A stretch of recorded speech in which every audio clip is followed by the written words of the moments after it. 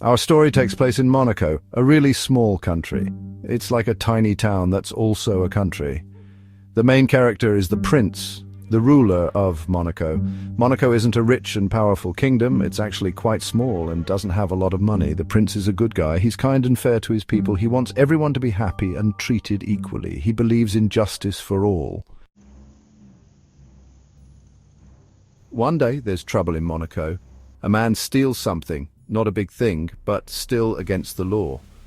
The prince believes in following the rules, no matter how small the crime, but there's a catch.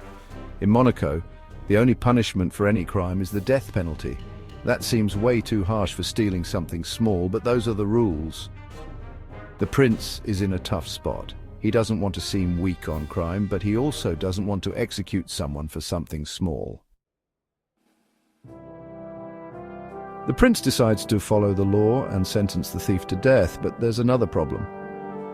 Monaco doesn't have anyone to carry out the death penalty. They'd have to hire someone from another country, and that would be super expensive. The prince's advisors tell him it would cost a fortune. Monaco doesn't have a lot of money, so this is a big problem. Now, the prince has a money problem on top of his other problem. The prince starts thinking about other options.